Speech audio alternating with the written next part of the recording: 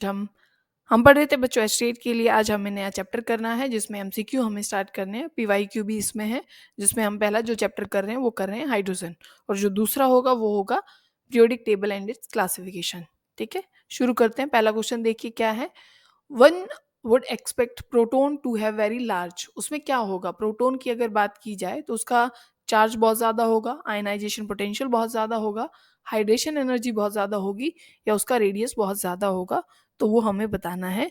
तो उसमें क्या होता है कि साइज़ तो हमें पता है कि उसका साइज़ जो होता है वो छोटा होता है, पर इन्होंने बहुत लार्ज की बताया, चार्ज बहुत ज़्यादा नहीं होता, पोटेंशियल एनर्जी ज़्यादा नहीं होती, हाइड्रेशन एनर्जी उसकी ज़्यादा होती है, तो आंसर क्या हो जाएगा, सी इसका करेक्ट हो जाएगा। फिर क्या है, the ionisation energy of hydrogen atom would give rise to. वो क्या बनाएगा, अगर भाई आप उसको आयनाइजेशन करते हैं हाइड्रोजन एटम की, तो वो क्या बनाता है, हाइड्राइड आयन बनाता है, हाइड्रोनियम आयन बनाता है, प्रोटॉन बनाता है, या हाइड्रोक्सिल आयन बनाता है, वो आपको बताना है। तो तब भी आप क्या करते हैं, आपके पास H एटम है और आप उसकी क्या करते हैं, आयनाइज उसको करते हैं, तो H पॉजिटिव बनता है, और H पॉजिटिव को आप हमेशा क्या नाम देते हैं, प्रोटॉन का नाम देते हैं। तो इसका आंसर क्या हो जाएगा, सी करेक्ट हो जाएगा। फिर क्या है, which one of the following pair of substance on reaction will not evolve H2 gas. किस उसमें, मतलब आप रिएक्शन करने के बाद हाइड्रोजन गैस बाहर नहीं निकलेगी, तो आपको पता है तब भी आप कॉपर की किसी एसिड के साथ रिएक्शन करते हैं तो वहाँ हाइड्रोजन गैस बाहर नहीं निकलती, तो ए इसका क्या हो जाएगा, करेक्ट आंसर हो जाएगा। फिर देखो, water gas is produced by. जो वाटर गैस होती है वो कैसे बनती है वो आपको बताना है। ठीक है, क्या है, वाटर गैस कैसे बनेगी वो हमको बताना है। तो एक नॉर्मल सी बात है कि पहले आपको पता होना चाहिए कि वाटर गैस किसको बोला जाता है। H2 प्लस CO को, H2 प्लस CO को वाटर गैस बोला जाता है। तो वो किससे बनने वाली है वो आपको बताना है। एक तो passing steam through red hot coke, मतलब उसमें आप हो जाए, स्टीम मतलब H2O। ठीक है, H2O है, और प्लस में आपने क्या किया है, कोक से उसको पास किया है, तो अब वहाँ पे क्या बनता है, वहाँ H2 प्लस CO बनता है बच्चों। ठीक है, तो इसी से बनती है। ठीक है, तब H2O आप स्टीम को पास करते हैं किससे, रेड हॉट जो कोक होती है उससे, तब आप पास करते हैं तो वहाँ से बन जाती है वाटर गैस, मतलब H2 प्लस में CO। तो पहला इसका आंसर करेक्ट हो जाएगा। ठीक है, ये जो और आंसर हैं वो मतलब गलत हैं सारे, उसमें ऐसा नहीं होता कि mixing O2 and hydrogen in the ratio 1:2, ऐसा कुछ नहीं है, तो ये सब गलत है, पहला ही आंसर करेक्ट है। फिर देखो, which of the following metal evolve hydrogen on reacting with cold dilute HNO3। तो दो ही मेटल HNO3 के साथ रिएक्ट करते हैं डाइल्यूट फॉर्म में, Mg और Mn। कौन कौन से बच्चों, Mg और Mn, ये आपने 10th क्लास में पढ़ा था, तो ये आपको पता होना चाहिए। Mg और Mn है वो रिएक्ट करते हैं किसके साथ, HNO3 के साथ। विच of the following statement about hydrogen is incorrect. आपको इनकरेक्ट स्टेटमेंट बतानी है। Hydronium ion H3O positive exist freely in the solution. क्या जो हाइड्रोनियम आयन होता है क्या वो फ्रीली एग्जिस्ट करता है इसमें। ठीक है, इनकरेक्ट बताना है। फिर क्या है, dihydrogen does not act as reducing agent. Hydrogen तो बच्चों बहुत अच्छा रिड्यूसिंग एजेंट होता है, तो ये स्टेटमेंट क्या है, गलत है, इसने गलत ही पूछी है। Which statement about hydrogen is incorrect, तो बी स्टेटमेंट क्या है, इनकरेक्ट है। और देखो अगर, तो hydrogen has 3 isotope which of which जो tritium is the most common, ऐसा नहीं है। जो क्या होता है आपके पास, जो प्रोटियम, ड्यूटेरियम और ट्रीटियम तीन होते हैं, तो प्रोटियम मोस्ट कॉमन होता है, ट्रीटियम कॉमन नहीं होता। बी और सी दोनों स्टेटमेंट इसमें क्या है, गलत है। फिर देखो, which of the following is electron deficient. इनमें से कौन सा जो हाइड्राइड है वो इलेक्ट्रॉन डेफिशिएंट है। तो कार्बन वालों में तो बच्चों एग्जैक्ट मतलब 4 इलेक्ट्रॉन, मतलब वो कंप्लीट कर लेते हैं अपने ऑक्टेट को, 4 और 4 मतलब वो शेयर करेंगे, 8 हो जाएंगे। ऐसे ही PH3 वाले भी वो कंप्लीट कर लेते हैं। सिलिकॉन इसी उस कैटेगरी में आता है। आपको डेफिशिएंट बताने हैं कि कमी किस में है, इसमें तो ज़्यादा हो जाते हैं। PH3 वाले में क्या हो जाते हैं, नाइट्रोजन फैमिली में, क्योंकि इसमें 4 हैं, तो ये एग्जैक्ट अगर ऑक्टेट पूरा करता है तो 5 वाले तो ज़्यादा ही कर लेंगे, 5-5 क्योंकि 10 हो जाते हैं, पर वो 2 इलेक्ट्रॉन लोन पेयर के जैसे प्रेजेंट रहते हैं। तो जो BH3 है, जो बोरोन वाला, बोरोन हाइड्राइड आपको पता है ये इलेक्ट्रॉन डेफिशिएंट होता है, तो ए इसका करेक्ट आंसर हो जाएगा। फिर क्या, the method use to remove temporary hardness of the water. जो कौन सा मेथड है जो टेम्परेरी हार्डनेस को रिमूव करने के लिए क्या है, यूज किया जाता है। तो ये सारे मेथड यहाँ पे लिखे गए हैं, तो उनमें से आपको नाम बताना है। तो जो क्लार्क प्रोसेस होता है बच्चों, क्या है, क्लार्क जो मेथड होता है वो यूज़ किया जाता है टेम्परेरी हार्डनेस को रिमूव करने के लिए। जो हार्डनेस का टॉपिक है बच्चों काफ़ी ज़्यादा इंपॉर्टेंट है, वो आपको पढ़ना है, ठीक है। अगर आप हाइड्रोजन में बात करें तो एक हाइड्राइड वाला जो पोर्शन है, चैप्टर बहुत छोटा है, मैंने करा रखा है, वहाँ से पढ़ सकते हैं। हाइड्राइड बहुत पढ़ना है, वहाँ से क्वेश्चन आते हैं। और एक जो वॉल्यूम स्ट्रेंथ जो है H2O2 वाला, वो जो पोर्शन है वो भी काफ़ी काम का है। और जो ये हार्डनेस वाले यहाँ से क्वेश्चन पूछे जाते हैं, ठीक है। फिर देखो the number of hydrogen bonded water molecule associated with CuSO4 5H2O। इसमें से ये बताना है कि हाइड्रोजन बॉन्डेड कितने H2O हैं यहाँ पे CuSO4 में।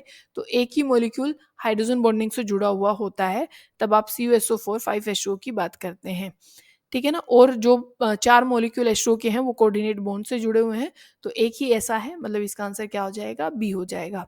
विच of the following group of ion make the water hard. इनमें से ये बताना है कि कौन सा मॉलिक्यूल जो है वो पानी को हार्ड बनाता है, मतलब हार्डनेस किसकी वजह से होती है।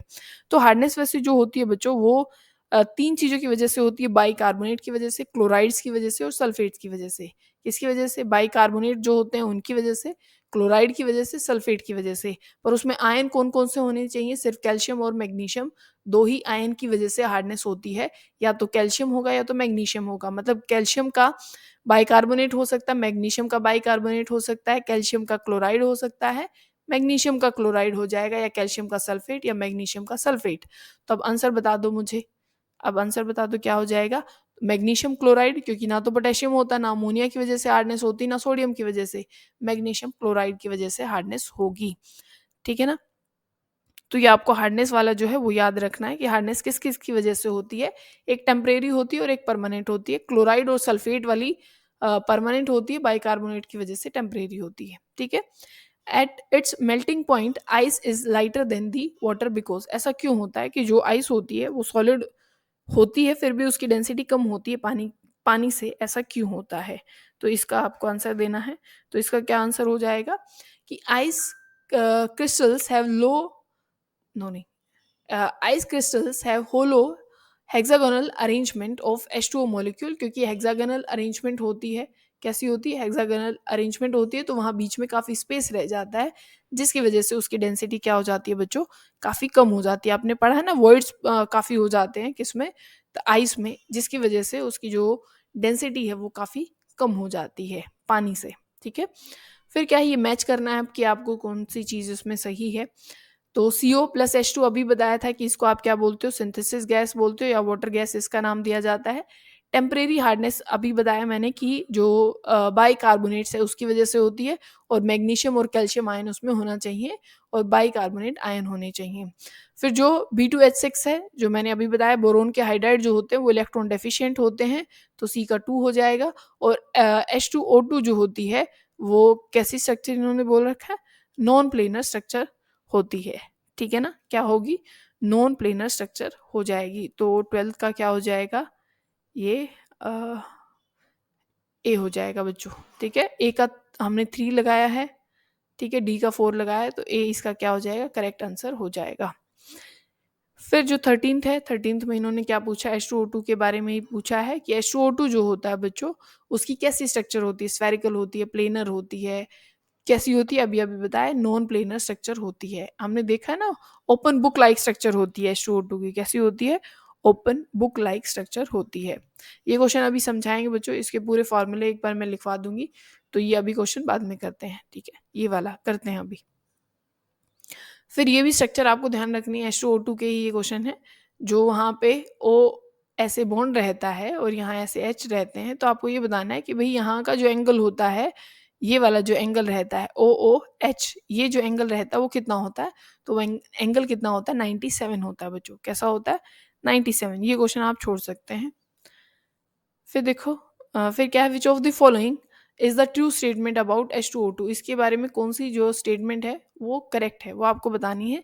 स्ट्रक्चर देखनी है कि आपको कैसे H2O2 प्रेजेंट होता है, कैसे प्रेजेंट होता है, बिल्कुल नहीं ऐसे H2O2 प्रेजेंट होता है, नहीं ऐसे भी नहीं होता, स्ट्रेट में प्लेनर नहीं होता, कुछ ऐसे स्ट्रक्चर रहेगी, ठीक है। तो ये इसके लिए करेक्ट हो जाएगी।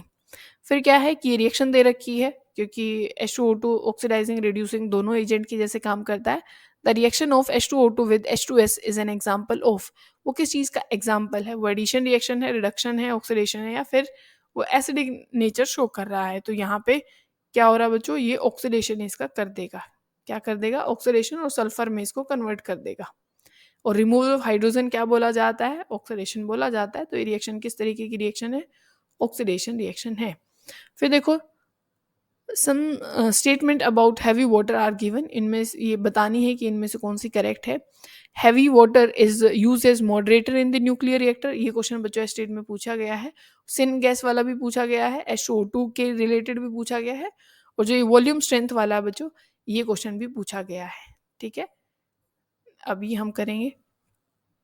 फिर देखो हैवी वाटर फर्स्ट किस किस में है, फर्स्ट इसमें है, बी में भी है और डी में भी दे रखा है, इसको काट सकते हैं हम।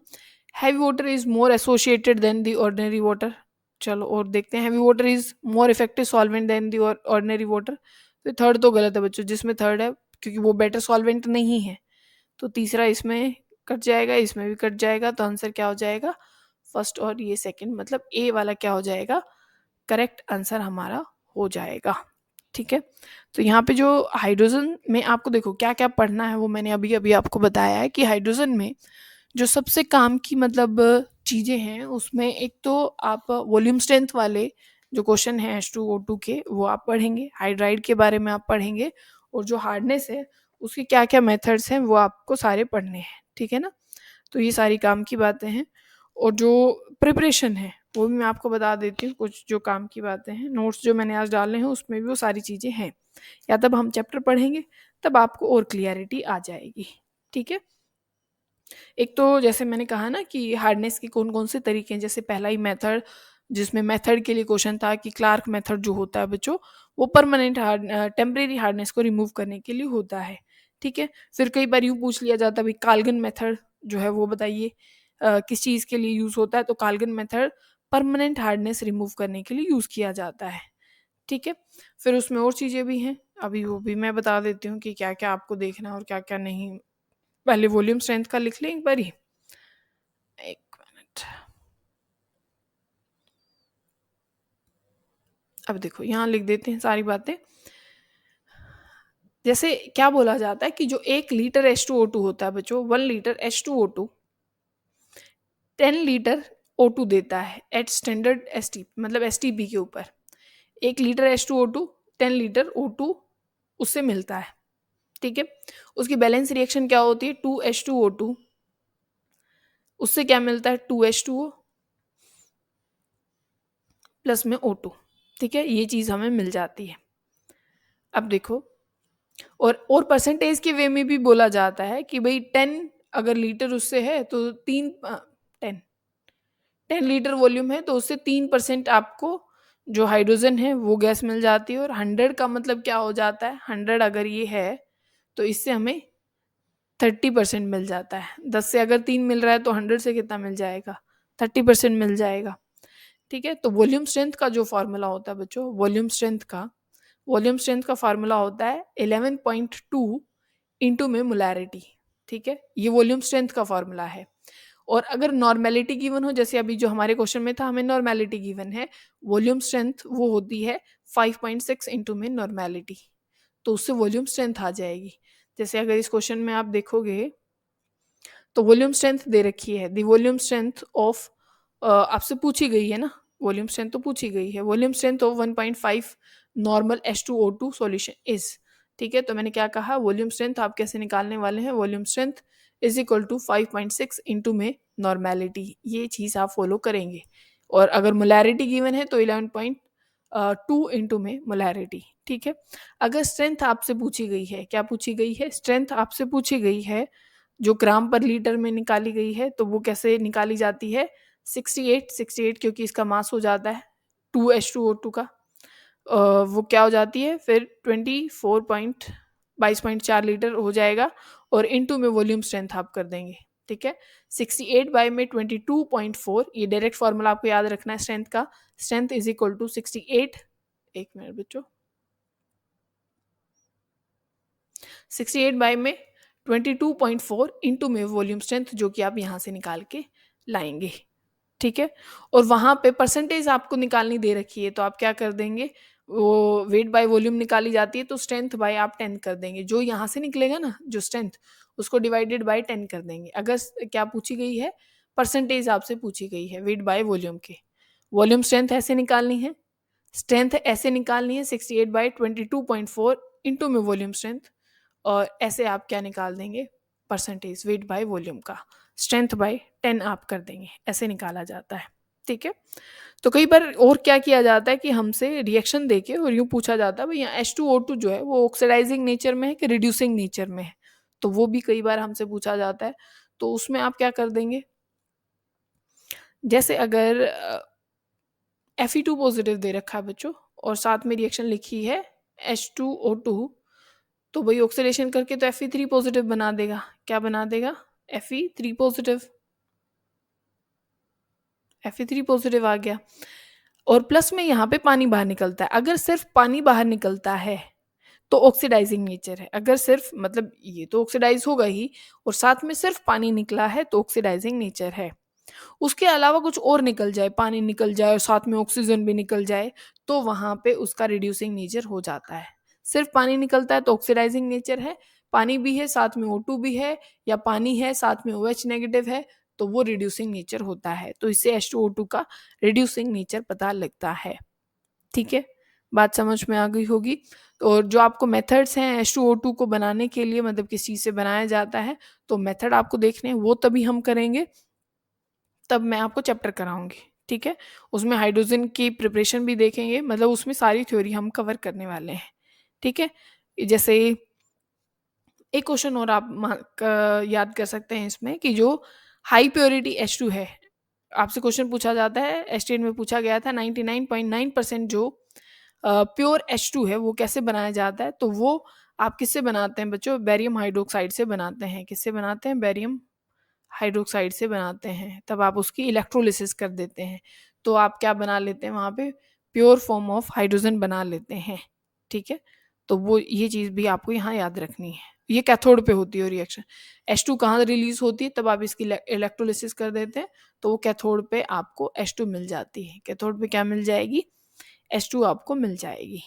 ठीक है, इतनी बात समझ में आ गई होगी।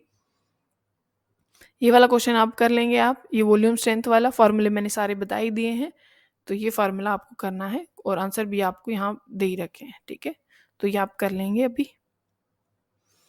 अब नेक्स्ट हम करें classification of elements and periodicity in the properties. ये क्वेश्चन अभी हमें करने हैं इसके। ठीक है, ये पहले वाला आप छोड़ सकते हैं, ऐसा कोई क्वेश्चन हमसे नहीं पूछा जाता कि भाई जो ऐसे नाम दे करके और हमसे ये नाम पूछ लिए जाएं, ऐसा नहीं पूछा जाएगा। ठीक है, यहाँ पे ये क्वेश्चन बहुत कॉमन है, स्टेट में बहुत ज़्यादा कॉमन है कि आपको क्या दे रखा है, एटॉमिक नंबर दे रखा है 114 दे रखा है, has been discovered recently, it will belong to which of the following family group. ठीक है, तो ये आपको बताना है कि वो कौन सी फैमिली ग्रुप से है। तो तब ऐसे दे रखे हो ना, जैसे 112 दे रखा है, 113 है, 114 है, 115 है, 116, तो उसका सिर्फ ना पीछे वाला नंबर देख लो एक बार कि भाई 112 है ना, तो कहीं 12th ग्रुप होगा, 14 है तो वो कहीं ना कहीं 14th ग्रुप होगा। ठीक है, और 15 है तो वो 15th ग्रुप होगा। तो ऐसे करके आपको पहचानना है। ठीक है ना, तो जैसे आप इसकी कन्फिग्रेशन अगर आप देख सकते हैं, किसकी, जैसे मैंने कहा ना ये 14th ग्रुप है, क्या मिलेगा, ये 14th ग्रुप मिलेगा, और जो कि किस मतलब कौन सी फैमिली है, अपनी कार्बन वाली फैमिली है। ठीक है, कौन सी मिलेगी, कार्बन वाली फैमिली। जैसे यहाँ अगर 18 है ना, तो 18 वाला मतलब अपनी नोबल गैसेस हैं। ठीक है, अगर 118 एटॉमिक नंबर दे रखा है या 117 दे रखा है, तो ये हेलोजन वाली फैमिली है, क्योंकि 17th ग्रुप है। तो इससे आप पहचान लेंगे। ये क्वेश्चन स्टेट में बहुत पूछे जाते हैं बच्चों। ठीक है, आप 3 साल पीछे वाले 3 साल के पेपर उठा के देखोगे ना, 2022 वाला भी, 21 वाला भी, सब में ये क्वेश्चन पूछा गया है। ठीक है, फिर देखो N atom has electronic configuration, ये कन्फिग्रेशन आपको दे रखी है, you will place in it, ये कौन सी मतलब उसमें आने वाला है, कौन से ग्रुप में आने वाला है। तो देखो पहली बात तो यहाँ डी में इलेक्ट्रॉन आया है, तो डी के पीछे ये टोटल इलेक्ट्रॉन गिन लिया करो। जैसे डी में यहाँ 3 है और एस में यहाँ 2 इलेक्ट्रॉन है, इन दोनों को जोड़ दो, 3 + 2 क्या हो जाता है, 5 होता है। तो इसी का ग्रुप क्या हो जाता है, 5th हो जाता है।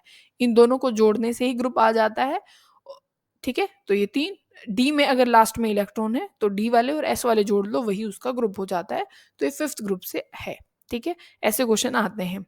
The electronic configuration of an element is, ये कन्फिग्रेशन दे रखी है, what is the atomic number of the element which is just below the above element in the periodic table. कि जो ये कन्फिग्रेशन दे रखी है ना, ये वाला, इसका जो एटॉमिक नंबर है उससे नीचे, मान लीजिए ये एक्स है, इसके नीचे एलिमेंट है, आपको वो बताना है कि उसका एटॉमिक नंबर यहाँ पे क्या होने वाला है। ठीक है ना, तो वो आप बताइए क्या होगा। देखो इन टोटल को गिन लो, लास्ट में कितने आ रहे हैं, ये 3 इलेक्ट्रॉन ये हैं, 5, मतलब ये कितना हो गया, 15 हो गया बच्चों। 15th है, मतलब ये कौन सा है अपने पास, ये हो गया फॉस्फोरस, फॉस्फोरस हो गया। तो आपको उसके नीचे वाला एलिमेंट बताना है कि उसका एटॉमिक नंबर क्या होने वाला है। तो हम क्या करते हैं, प्लस यहाँ पे क्या जोड़ देते हैं, 18 जोड़ देते हैं। तो इसका एटॉमिक नंबर क्या आ जाएगा, 15 प्लस में 18 33 हो जाएगा। ठीक है, तो ये आपको बताना था। If the atomic number of an element is 33, ठीक है, ये पूछा है, it will be placed in the periodic table in the, कि वो किस में आप उसको प्लेस करने वाले हैं। ठीक है, ये हमसे पूछा गया है। तो आप इसकी कन्फिग्रेशन लिख सकते हैं।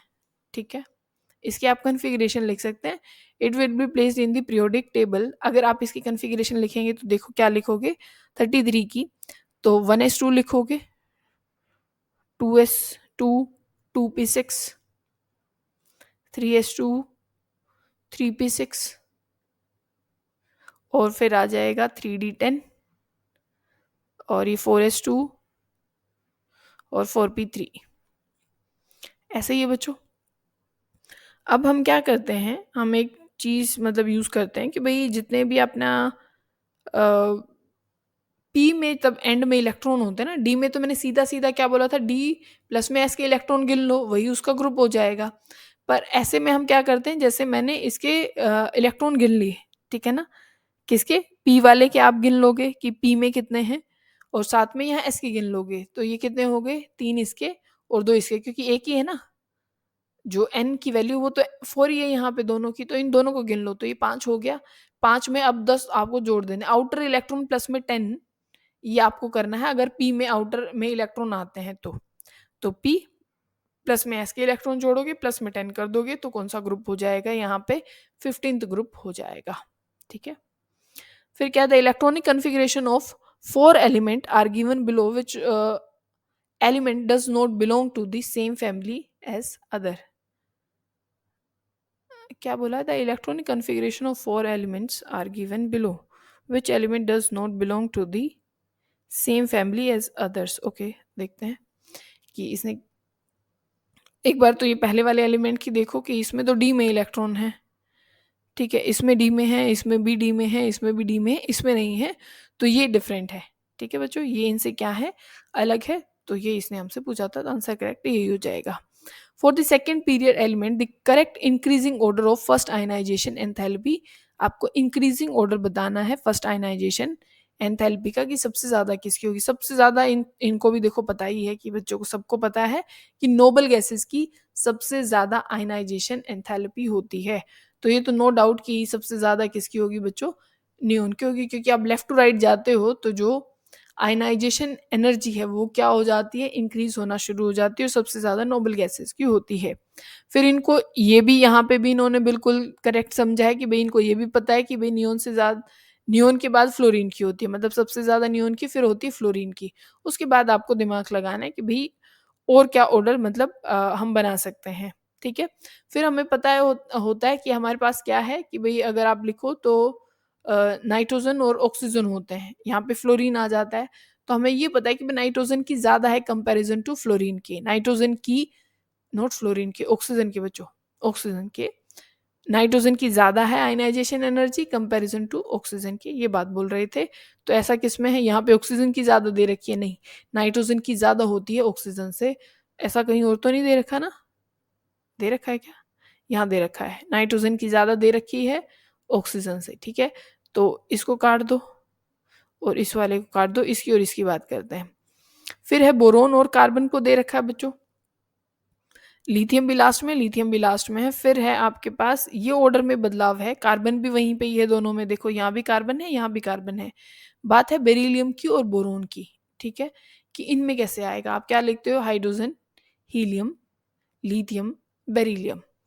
इसकी कॉन्फ़िगरेशन कैसे लिखोगे, 1s2 2s2। और अपने बोरोन की कैसे लिखोगे, ये लिखोगे 1s2 2s2 और 2p1। यहां से इलेक्ट्रॉन निकालना बहुत आसान है। ये क्या है, फुल्ली फिल्ड है, ठीक है ना। ये कैसा है, फुल्ली फिल्ड है, तो इससे इलेक्ट्रॉन निकालना मुश्किल हो जाएगा। तो बेरिलियम की ज्यादा है कंपैरिजन टू बोरोन के, तो आंसर जो हो जाएगा बच्चों वो सी करेक्ट हो जाएगा, ठीक है। फिर देखो, आपको बताना है कि ये किस क्या नेचर शो करते हैं, कौन सा बेसिक है, कौन सा एसिडिक है, कौन सा एम्फोटेरिक है।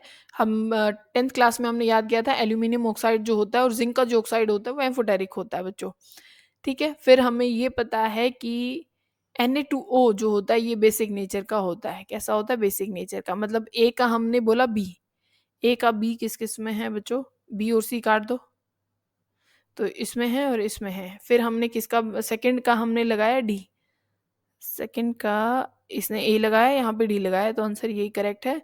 फिर इसने थर्ड का ए लगा दिया है, थर्ड का ए मतलब N2O जो है वो न्यूट्रल होता है, ये हमें पता है। और Cl2O7 ये आपको पता है हाईली एसिडिक उसमें होता है, क्योंकि जितनी हायर ऑक्सीडेशन स्टेट उतना ज्यादा एसिडिक होता है, ठीक है।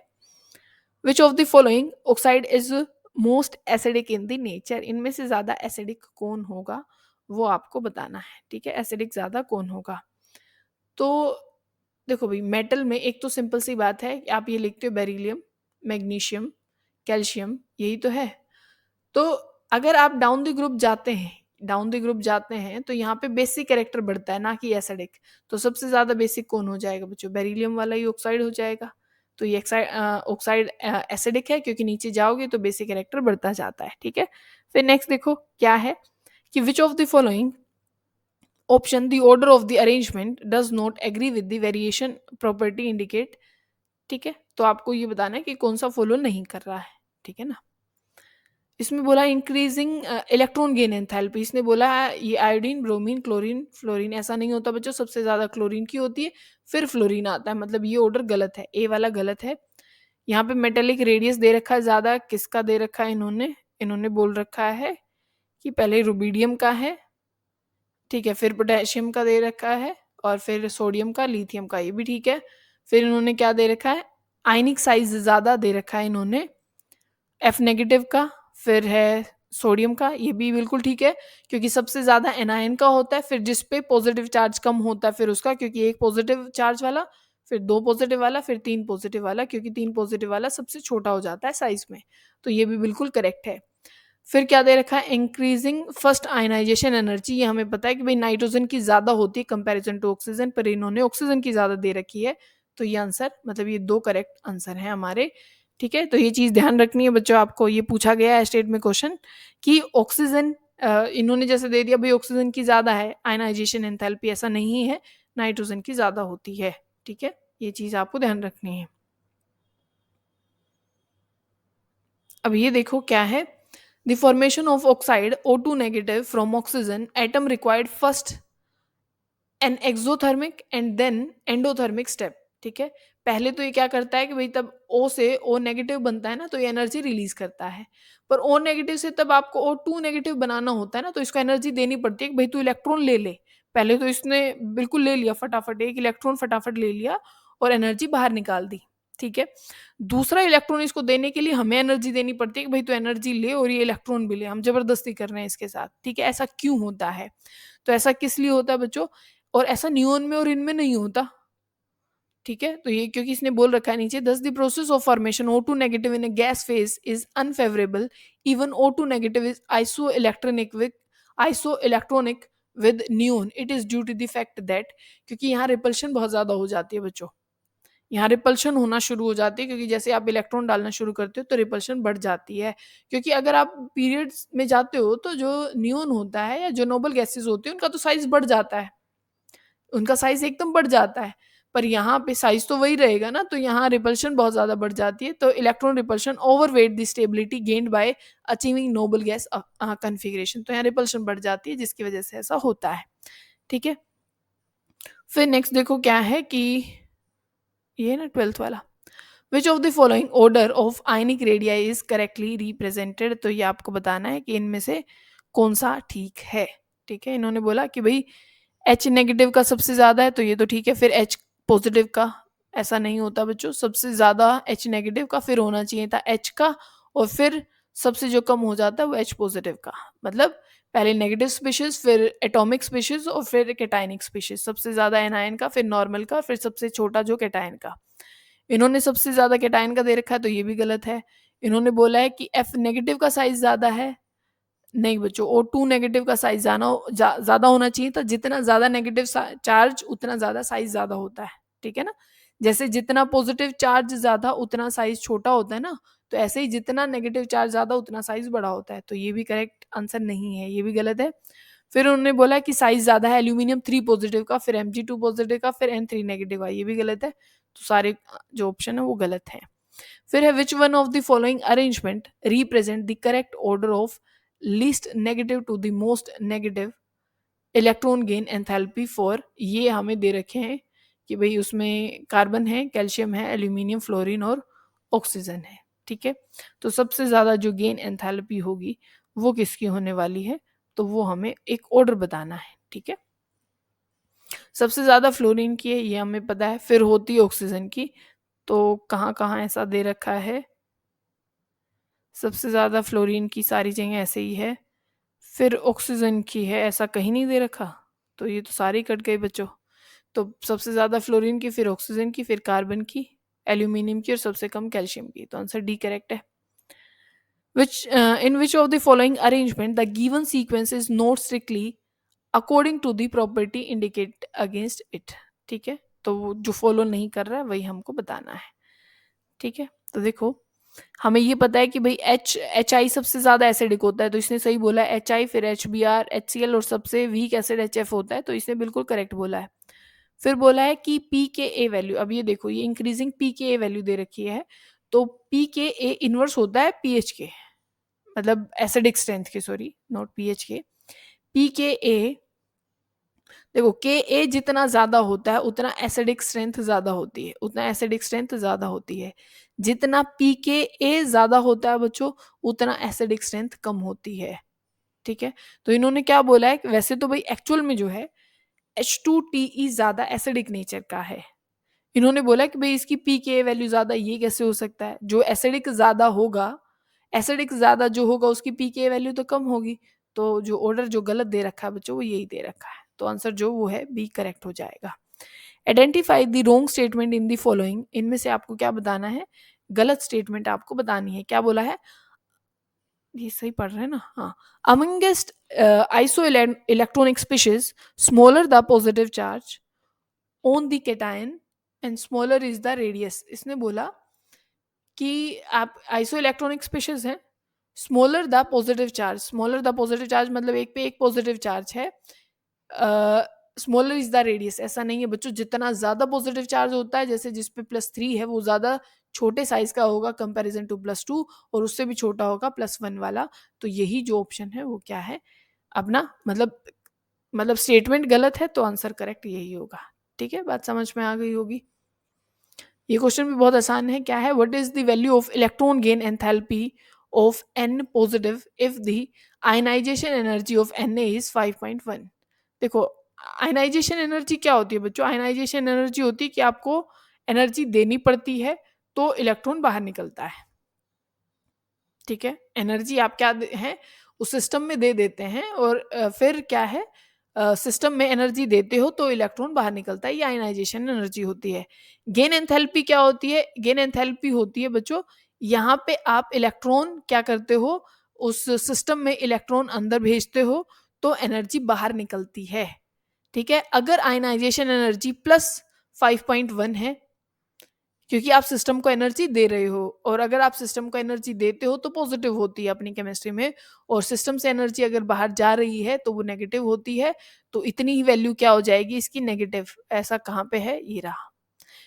ठीक है, तो आयनाइजेशन एनर्जी अगर ये दे रखी है तो गेन एंथैल्पी क्या हो जाएगी उसी का नेगेटिव, अगर ये पॉजिटिव ये नेगेटिव, अगर ये नेगेटिव दे रखी होगी तो ये पॉजिटिव हो जाती। ठीक है, which of the following oxide is amphoteric, इनमें से ये बताना है कि एम्फोटेरिक कौन सा है। तो आपको पता है टिन का जो ऑक्साइड होता है बच्चों वो एम्फोटेरिक होता है। The correct order of the decreasing ionic radii, आपको डिक्रीजिंग आयनिक रेडियाई बताना है कि सबसे कम किसका होगा। तो देखो सबसे कम है कैल्शियम 2 पॉजिटिव, बिल्कुल करेक्ट है। फिर के पॉजिटिव का होगा, ये भी बात बिल्कुल ठीक है, ठीक है ना। अच्छा इंक्रीजिंग क्या बताना है, डिक्रीजिंग, ओके ओके बच्चों, ये नहीं ये नहीं ये नहीं ये नहीं। सबसे ज्यादा जो साइज है बच्चों S2 नेगेटिव का है, सबसे ज्यादा साइज S2 नेगेटिव का है। फिर Cl नेगेटिव का उससे कम है, क्योंकि जितना ज्यादा नेगेटिव चार्ज उतना ज्यादा साइज होता है। फिर Cl नेगेटिव का है, उससे कम K पॉजिटिव का, और जितना ज्यादा पॉजिटिव चार्ज होता है उतना साइज कम होता है। तो जो सी है वो आंसर करेक्ट हो जाएगा, ठीक है। फिर देखो which of the following represent the correct order of increasing electron gain enthalpy। ठीक है, ये क्वेश्चन बच्चों बहुत बार पूछा गया है स्टेट में। तो सबसे ज्यादा क्लोरीन की होती है बच्चों, फिर फ्लोरीन की होती है, और ऑक्सीजन से ज्यादा सल्फर की होती है। ये अलग अलग भी क्वेश्चन पूछे गए हैं दोनों के दोनों, ठीक है। तो ये आंसर हो जाएगा क्लोरीन की ज्यादा है फ्लोरीन से, और ऑक्सीजन से ज्यादा है सल्फर की इलेक्ट्रॉन गेन एंथैल्पी। तो ये आंसर है। Among the element calcium magnesium phosphorus chlorine the order of increasing atomic radii. ये क्वेश्चन पूछे ही जाते हैं बच्चों, कुछ भी कर लो ये जरूर आपको मिल जाएंगे, ठीक है। तो सबसे ज्यादा जो है आपको पता है मेटल के साइड, आप लेफ्ट टू राइट जाते हैं तो साइज कम होता है, मतलब जो अपने लेफ्ट साइड वाले मिलेंगे वो ज्यादा, जो मेटल होते हैं वो साइज में बड़े मिलेंगे, साइज में बड़े मिलेंगे। मैग्नीशियम से नीचे कैल्शियम होता है, डाउन द ग्रुप साइज बढ़ता है, मतलब कैल्शियम का साइज ज्यादा होगा मैग्नीशियम से। तो ये बात तो बिल्कुल ठीक है।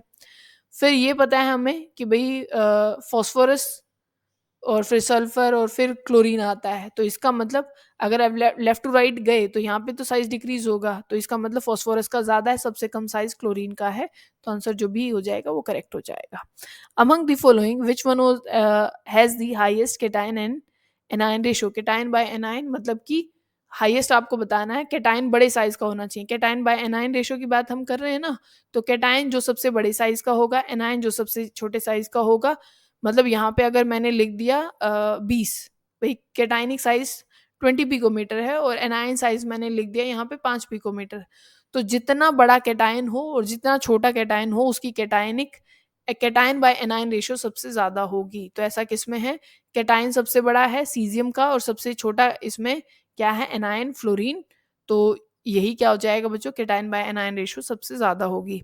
Amongst the element which following electronic configuration, which one of them may have the highest ionization energy। इनमें से सबसे ज्यादा आपको क्या बताना है, आयनाइजेशन एनर्जी किसकी ज्यादा होने वाली है, ठीक है। तो आप ये देखो कि इसमें तो लास्ट में 2 इलेक्ट्रॉन है पी में, वो भी आराम से निकाल लोगे। यहाँ पी में 3 इलेक्ट्रॉन है, पी में एक ही इलेक्ट्रॉन है, कोई हाफ फील्ड का भी कन्फी वो नहीं है, मतलब और ना फुल्ली फील्ड का। तो इन दोनों में से होने से रही। इसमें क्या है, इसमें भी 3 इलेक्ट्रॉन है, मतलब पी जो है वो हाफ फील्ड है, इसमें भी पी हाफ फील्ड है। पर ये देखो बच्चों इसमें क्या हुआ है इसमें एक डी में इलेक्ट्रॉन आ जाता है, मतलब कि ये डाउन द ग्रुप जैसे आप साइज बढ़ता जाता है, क्योंकि डी भी आ गया ना, तो जैसे जैसे साइज बढ़ता जाएगा तो जो एनर्जी है, जो आयनाइजेशन एनर्जी है, इलेक्ट्रॉन आराम से बाहर निकल जाएगा, क्योंकि down the group ionisation energy कम होती है। तो इसकी कन्फिग्रेशन तो इसमें तो डी आया भी नहीं है, हाफ फील्ड कन्फिग्रेशन है, तो आराम इसमें से मुश्किल से इलेक्ट्रॉन क्या है निकलेगा। तो आपको यही बताना था, हाईएस्ट आयनाइजेशन एनर्जी तो डी वाले में हाईएस्ट होगी, ठीक है ना। फिर क्या, identify the correct order of the size. इनमें से करेक्ट ऑर्डर लगाना है आपको साइज का। तो ये तो ठीक दे रखा है कि S negative S negative, chlorine का ज्यादा तो नहीं होगा। फिर एस नेगेटिव के बाद क्लोरीन होगा, तो ये भी सब में सेम है। फिर उन्होंने बोल रखा है कि भाई आर्गन का ज्यादा होगा या के पॉजिटिव का ज्यादा होगा। तो नॉर्मल सी बात है बच्चों, मैंने कहा था कि पहले एनायनिक स्पीशीज, फिर एटॉमिक स्पीशीज, और फिर कैटाइनिक स्पीशीज आती हैं। पहले एनायन आता है, फिर एटॉमिक स्पीशीज मतलब कोई भी चार्ज नहीं है, और फिर बाद में कैटायन आएंगे। तो एस नेगेटिव, क्लोरीन नेगेटिव, और फिर ये आर्गन आया, फिर कैटायन आए हैं। तो यही आंसर करेक्ट है। Which of the following electronic configuration an atom has the lowest ionisation enthalpy. आपको लोवेस्ट अब की बार बतानी है कि लोवेस्ट किस में होने वाली है। तो देखो ये तो हाफ फील्ड है पी में, ये फुल्ली फील्ड है, तो इनकी तो बहुत ज्यादा होगी, तो ये आंसर तो नहीं होंगे। अब इसमें क्या दे रखा है, 1:2 2:2 2p5, और यहाँ एस में दे रखा बच्चों S1। तो और ये क्या है, क्योंकि इसमें तो सिर्फ पी में से मुझे निकालना पड़ेगा या एस में से निकालना पड़ेगा, तो मतलब ये साइज का ज़्यादा होगा क्योंकि इसमें एक शेल और है एन में, तो ये आराम से इलेक्ट्रॉन रिलीज करा सकता है, मतलब बी इसका करेक्ट आंसर हो जाएगा, जिसकी एंथैल्पी कम होगी क्योंकि इसका साइज ज़्यादा होगा। ठीक है, क्योंकि एक और शेल आ गई है। Which of the following ion species has the greatest proton affinity to form this stable compound? इनमें से ज्यादा इलेक्ट्रॉन एफिनिटी किसकी होगी कि वो क्या बना पाए, स्टेबल कंपाउंड बना पाए। एफ नेगेटिव बनाना चाहेगा बच्चों, नेगेटिव चार्ज आराम से संभाल लेगा। आई नेगेटिव का साइज बहुत बड़ा है तो वो भी नेगेटिव चार्ज को, उसको भी कोई दिक्कत नहीं है संभालने में। ठीक है, एच एस, ये भी इसका भी साइज की वजह से ऐसा हो जाता है कि डी ऑर्बिटल है इसके पास, आराम से संभाल लेगा नेगेटिव चार्ज को भी। तो जो NH2 नेगेटिव है बच्चों, इसका साइज जो हो जाता है वो कम हो जाता है, तो इसी वजह से इसकी इलेक्ट्रॉन एफिनिटी ज़्यादा है और ये NH3 में जाना चाहेगा, स्टेबल कंपाउंड बनाना चाहेगा, तो ए वाला इसका आंसर हो जाएगा। विच of the following is the most basic oxide, इनमें से आपको बेसिक बताना है कि बेसिक ऑक्साइड कौन सा इसमें से है। ठीक है, तो आपको पता होगा कि एल्यूमिनियम वाला और अपना जो एंटीमनी है बच्चों, ये दोनों ये कैसे हैं, एम्फोटेरिक ऑक्साइड है। ये कैसे हैं, ये एम्फोटेरिक है। टिन वाला है एंटीमनी हो गया, अपना एल्यूमिनियम हो गया, जिंक हो गया, लेड हो गया, ये सारे किस में आ जाएंगे, ये एम्फोटेरिक में हो जाएंगे। तो जो अपने पास बिस्मथ वाला है बच्चों, वो क्या हो जाएगा, वो बेसिक ज़्यादा हो जाएगा।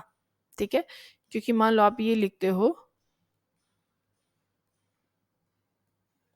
तो बिस्मिथ जो है, क्योंकि आप डाउन द ग्रुप जाते हो तो बेसिक कैरेक्टर बढ़ता है और एसिडिक कैरेक्टर कम होता है, नाइट्रोजन, फास्फोरस, आर्सेनिक, एंटीमनी और बिस्मिथ, तो ये ज़्यादा कैसा होगा, बेसिक ऑक्साइड होगा। ठीक है, फिर उन्होंने पूछा है कि what is the correct relationship between pH of the isomolar solution of sodium oxide, sodium sulphide, sodium selenide, ये इन्होंने दे रखे हैं। ठीक है, तो इसमें पीएच का करेक्ट ऑर्डर आपको बताना है। देखो बेसिक कैरेक्टर जो होता है, अगर आप इसमें जाएं कि ऑक्सीजन, सल्फर, सेलेनियम, टेल्यूरियम, इसमें अगर आप जाते हैं सोडियम के, अगर ये बने हुए हैं तो नीचे अगर आप जा रहे हैं तो बेसिक कैरेक्टर यहाँ पे डिक्रीज हो जाता है। इस वाली फैमिली में जो बेसिक कैरेक्टर हो जाता है वो डिक्रीज हो जाता है, तो जो सबसे ज्यादा पीएच होगी बच्चों, सबसे ज्यादा जो पीएच होगी वो हो जाएगी इस Na2 वाले की, क्योंकि बेसिक, अगर मैंने कहा कि भाई एक की तो 8 पीएच है और एक की 10 पीएच है, तो ज्यादा पीएच 10 वाली है, और जितनी ज्यादा पीएच होती है उतना ज्यादा बेसिक होता है। तो pH 1 मतलब, क्योंकि मैंने कहा सोडियम ऑक्साइड जो है वो ज्यादा बेसिक है, तो pH 1 वाला ज्यादा होगा, फिर pH 2, फिर pH 3, pH 4, क्योंकि तब आप ऑक्सीजन, सल्फर, सेलेनियम, टेल्यूरियम की बात करते हैं तो नीचे जाते समय जो बेसिक कैरेक्टर जो होता है वो डिक्रीज हो जाता है। ठीक है, आयनिक रेडियाई की बात करनी है। Ionic radii inversely proportional to the effective nuclear charge, ऐसा ही होता है ना कि जो आयनिक रेडियाई होता है बच्चों, रेडियस जो होता है वो इनवर्सली होता है न्यूक्लियर चार्ज की। ठीक है, क्योंकि जितना ज़्यादा ये होगा उतना आयनिक साइज कम हो जाता है, ये ज़्यादा तो आयनिक साइज कम होता है, तो यही इसका करेक्ट आंसर हो जाएगा। फिर अपने पास क्या है, आइसो इलेक्ट्रॉनिक, आपको रेडियाई बताना है कि इनका क्या होने वाला है। अब तो ये क्वेश्चन में आप कर ही सकते हैं, तो मुझे बता दोगे ना इसमें अब क्या आंसर होने वाला है। तो इन्होंने ये दे रखा है aluminium a significant decrease from, बिल्कुल ठीक बात बोलिए बच्चों, ये वाला ऑप्शन कि एल्यूमिनियम 3 पॉजिटिव तक हम जाएंगे अगर, तो साइज डिक्रीज होता जाएगा, क्योंकि सबसे छोटा साइज एल्यूमिनियम 3 पॉजिटिव का है और सबसे बड़ा साइज O2 नेगेटिव का है। सबसे बड़ा इसका साइज, फिर इसका साइज हो जाएगा, फिर Na पॉजिटिव, और सबसे कम साइज जो होगा एल्यूमिनियम 3 पॉजिटिव का होगा। एक यहाँ से और क्वेश्चन जो पूछे जाते हैं बच्चों, एक तो मैंने वो बताया था ये साइज वाला जो हम कर रहे हैं, एक जो मैंने बताया था भाई एटॉमिक नंबर 114 दे दिया और ग्रुप पूछा गया है, एक एटॉमिक नंबर 118 दे दिया, ग्रुप पूछा गया है, एटॉमिक नंबर 119 दे दिया, ग्रुप पूछा गया है, तो 119 का ग्रुप बताइए मुझे क्या होगा। 18 तक का बता दिया ना आपने, क्या है 18 तक का, आपको पता है कि भाई 18 18 दे रखा है 118, तो आपको पता है 18th ग्रुप है। अगर 119 दे दिया एटॉमिक नंबर, तो नॉर्मल सी बात है ना, अब 18 के आगे 19 तो ग्रुप हो नहीं सकता, तो ये फर्स्ट ग्रुप के मेंबर हैं। और 120 दे दिया तो आपको पता है कि ये सेकंड ग्रुप हो जाएगा, तो ये चीज़ भी आपको ध्यान रखनी है। और कैसा क्वेश्चन बन सकता है वो भी आप देखो, क्योंकि मैं अलग टाइप भी बता देती हूँ ना, वैसे तो आएंगे आगे क्वेश्चन। और जो डायगोनल रिलेशनशिप वाला है बच्चों, क्या है डायगोनल रिलेशनशिप, जहाँ से पूछी गई है कि भाई मैग्नीशियम की किसके साथ है, एल्यूमिनियम की किसके साथ हो जाती है, बेरिलियम की किसके साथ है, तो ये डायगोनल रिलेशनशिप वाला क्वेश्चन भी आपसे पूछा जाता है। ठीक है।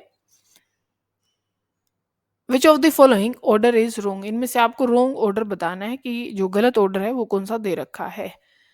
फर्स्ट आयनाइज, ये एसिडिक ऑर्डर दे रखा है बच्चों क्योंकि नीचे जाते हैं नॉन मेटल्स में तो एसिडिक कैरेक्टर बढ़ता है, तो ठीक बात बोल रखी है।